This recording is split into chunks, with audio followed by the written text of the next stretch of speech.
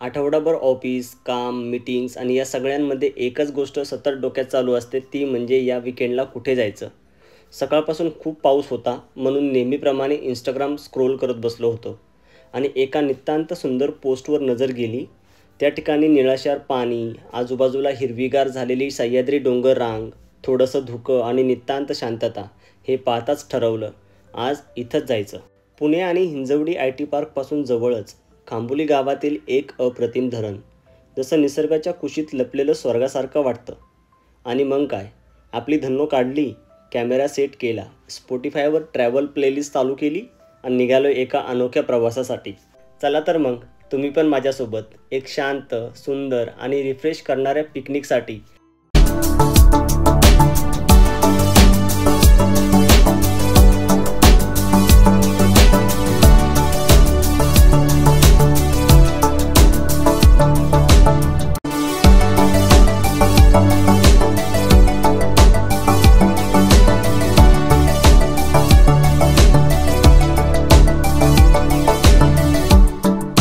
पुणे शहरातून बाहेर पडलो. निशिगंधा लॉन्सपासून उजवीकडे वळून रिहेगाव, मेटेरेवाडी आणि केमसेवाडी गावातून प्रवास करून खांबोली गावात येऊन पोहोचलो. खांबोली गावात असलेल्या धरणाच्या परिसरातच जेमतेम 4-5 बाईक्स पार्क केलेल्या दिसल्या. इथेच आपली धन्नो पार्क केली आणि समोरच गावातील एक गावकरी माळरानात गाई, म्हशी आणि काही शेळ्या चारायला घेऊन आलेले दिसले. त्यांच्यासोबत गप्पा गोष्टी आणि धरणाबद्दलची माहिती घेतली आणि पुढील प्रवासाला निघालो. नमस्कार मंडळी, मी आदित्य पुन्हा एकदा तुम्हा सर्वांचं स्वागत करतो आपल्या मराठमोळ्या यूट्यूब चॅनलवर.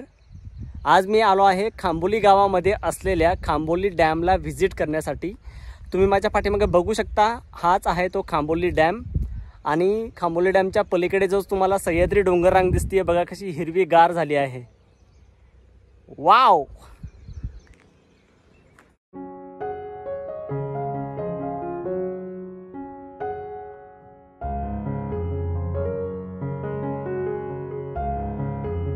पुण्याजवळच असलेल्या खांबोली गावामध्ये, या खांबोली डॅमच्या परिसरामध्ये पर्यटकांची गर्दी खूप कमी असते. त्यामुळे आपण या ठिकाणी फॅमिली, फ्रेंड्स, आपल्या मित्रपरिवारासोबत एकदम निवांत वेळ घालवण्यासाठी येऊ शकता. तुम्ही बघू शकता माझ्या पाठीमागे या ठिकाणी खूपच कमी गर्दी आहे. अवघे फक्त 2 ते 3 फॅमिली मेंबर्स या ठिकाणी आलेले आहेत.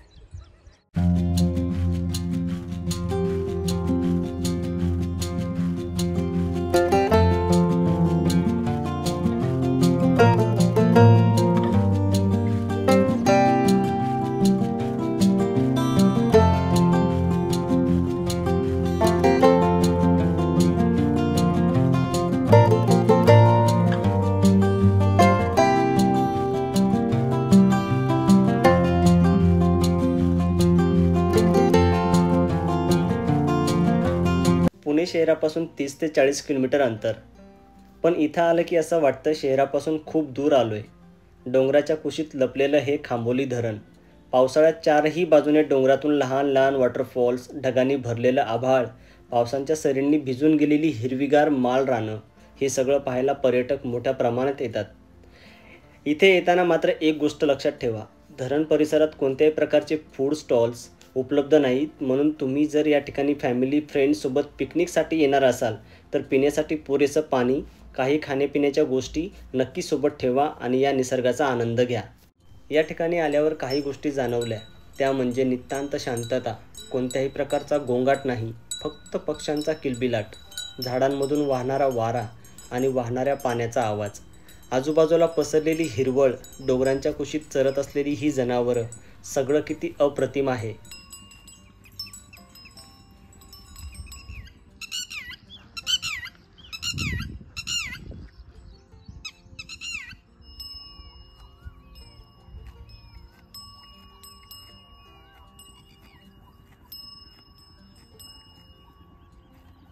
सह्याद्री डोंगर भागामध्ये आता पाऊस पडल्यामुळे चांगली हिरवळ झाली आहे. त्यामुळे जनावरांना चरण्यासाठी एकदम हिरवा चारा आहे या ठिकाणी.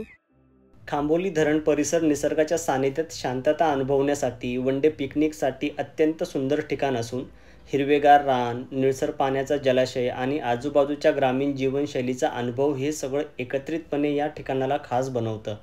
पण या ठिकाणी येणाऱ्या पर्यटकांनी काही गोष्टी लक्षात ठेवणं अत्यंत आवश्यक आहे. धरणाचा परिसर फोटोशूटसाठी खूप सुंदर आहे. वन डे पिकनिकसाठी, फॅमिली टाईम किंवा फॅमिलीसोबत येण्यासाठी हे ठिकाण अप्रतिम आहे.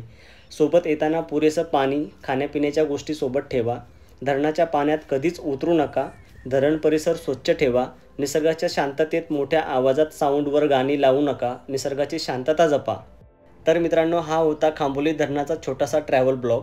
धरणाच्या किनाऱ्यावर माळरानाच्या निसर्गात भरपूर वेळ घालवला. सुंदर सुंदर फोटोज क्लिक केले आणि निघालो परतीच्या प्रवासाला.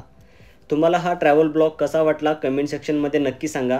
व्हिडिओ आवडल्यास लाईक करा, शेअर करा आणि आपल्या चॅनलला सबस्क्राईब करायला मात्र विसरू नका.